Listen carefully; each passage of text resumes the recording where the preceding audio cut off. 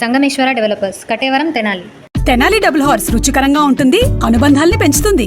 Quality మరియు tasty sweets కొరకు Sasi sweets and bakery, Ganganammapeta, Tenali. మగువలు మెచ్చిన మార్ట్, నటరాజ్ జ్యువెలరీ మార్ట్. ఆధ్యాత్మిక శోభ పరిడవిల్లే తెనాలికి రెండవ భద్రాద్రిగా ఖ్యాతి ఉంది.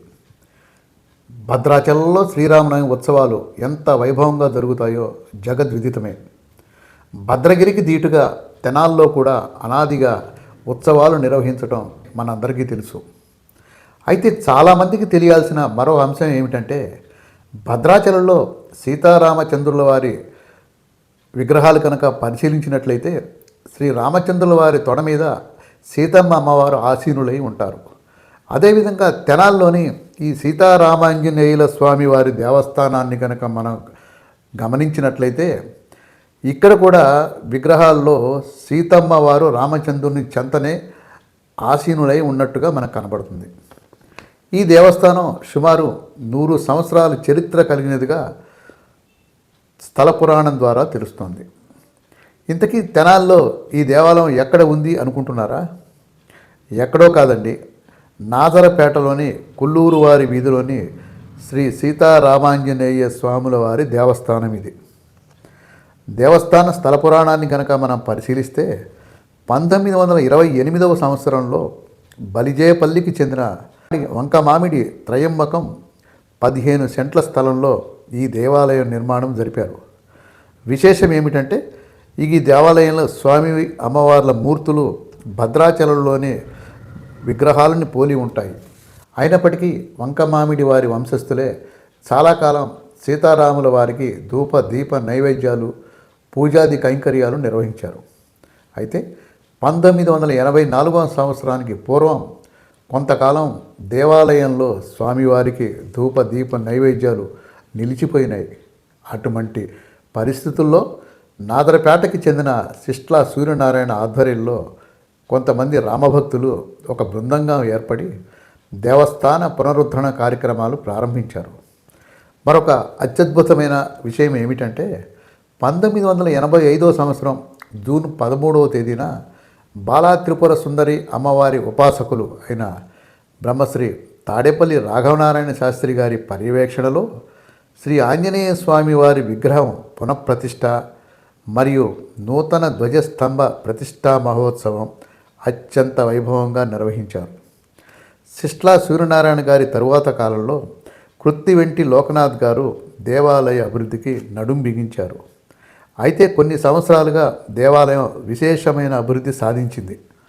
అందులో భాగంగా సామాన్యుడికి అందుబాటులో ఉండే విధంగా కళ్యాణ మండప నిర్మాణం, అలాగే అర్చక స్వామి కుటుంబానికి గృహ వసతి సదుపాయాలు వంటివి కూడా కలిగించారు ప్రస్తుత పాలకవర్గం కమిటీ.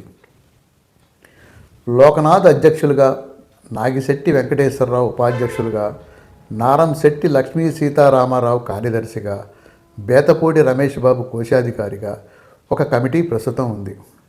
ఈ కమిటీ మెంబర్లుగా నడింపల్లి శ్రీనివాస జవహర్లాల్, సిస్ట్లా శ్రీనివాసమూర్తి, కాలికిశెట్టి సూర్యనారాయణ, కాకుమాను వెంకట శివకృష్ణ ప్రసాద్, సిస్ట్లా రామకృష్ణ శాస్త్రి, జన్ను శశికుమార్, ఆరపాటి నాగేంద్రరావు ప్రభృతులు ఈ కమిటీలో మెంబర్లుగా ఉన్నారు.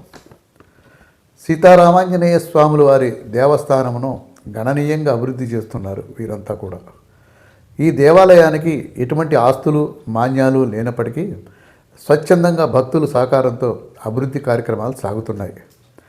ఇటీవల దేవస్థానంలో సరస్వతి అమ్మవారి ఉపాలయం, అలాగే యజ్ఞ యాగాదుల నిర్వహణ కోసమని ఒక హోమశాల నిర్మాణం కూడా చేశారు. ఈ దేవాలయంలో స్వామివారిని కనుక దర్శించుకొని పూజాది కార్యక్రమాలు నిర్వహించుకున్నట్లయితే భక్తుల మనోభీష్టాలు నెరవేరుతాయని, సకల కోరికలు తీరుతాయని చెప్పి ఒక నమ్మకం. ప్రస్తుతం సీతారామాంజనేయుల స్వామివారి దేవస్థానంలో అత్యంత వైభవంగా 42వ వసంత నవరాత్ర మహోత్సవాలు ఘనంగా నిర్వహిస్తున్నారు. మార్చి 19వ తేదీన ప్రారంభమైన ఈ ఉత్సవాలు 30వ తేదీ సోమవారం వరకు జరుగుతున్నాయి. ప్రతినిత్యం ఉత్సవాల్లో భాగంగా సంప్రదాయ నృత్య ప్రదర్శనలు, కోలాటము, వివిధ రకాల సాంస్కృతిక కార్యక్రమాలను నిర్వహిస్తున్నారు. మార్చి 27వ తేదీ నవమి శుక్రవారం నాడు ఉదయం శ్రీ సీతారాముల వారి కళ్యాణ మహోత్సవం అత్యంత వైభవంగా నిర్వహిస్తున్నారు. ఏది ఏమైనప్పటికీ రెండవ భద్రాద్రిగా ఖ్యాతి గడించిన తెనాలి నాదరపేటలోని కొల్లూరు వారి వీధిలోని శ్రీ సీతారామాంజనేయ స్వాముల వారి దేవస్థానంలో శ్రీరామచంద్రుడు సీతమ్మ వార్లు ఆసీనులైన తీరు భద్రాద్రిని పోలి ఉండటం యాదృచ్ఛికమే అయినప్పటికీ విశేషమే కదా. మరి మనం కూడా ఈ నవమికి ఈ దేవాలయాన్ని సందర్శించి ఆ సీతారామచంద్రుల వారి కృపకు పాత్రులవుదామా?